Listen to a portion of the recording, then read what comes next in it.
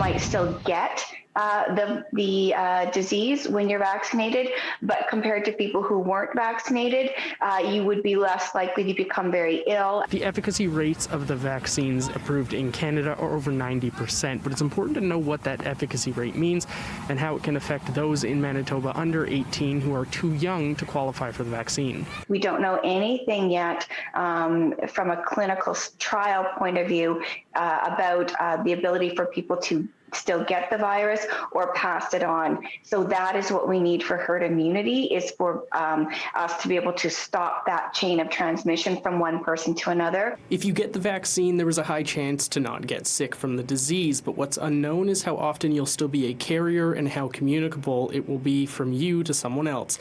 Epidemiologist Cynthia Carr says clinical trials tested for the efficacy of how effective the vaccine is at keeping you healthy and out of hospital, but not on post-immunization transference.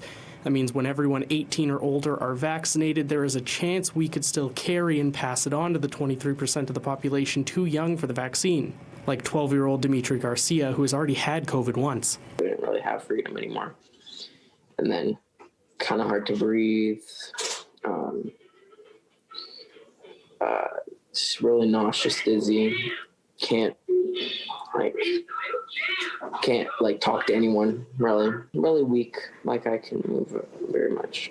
He says he hopes people continue to stay vigilant and follow fundamentals after the province is vaccinated. People will be like, oh wow, I'm fine, I can go party, whatever, and then they're spreading it to other people. And then they won't take precautions. And then those people, they spread it to the youth, and then the youth spread it. Carr says the reason the vaccines aren't available to those of younger ages is because their immune systems are different than adults, and clinical trials didn't have enough youth involved to deem it safe for them yet.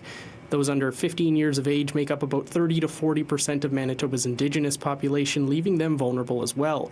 Carr says this is an issue because as much as youth seem to be infected at a lower rate and it's generally not a severe outcome for them, they're still at risk of long-term effects. It's not just impacting our respiratory system, it's impacting through our circulatory system, our heart and organs from head to toes, with the blood flow and the opportunity for that virus to get into all parts of our body. Carr says it's important to get the vaccine not just for your own safety, but especially important if it turns out it does lower the ability to carry and transmit, like Carr assumes it will, because until the vaccine is available for youth, they may still be at risk.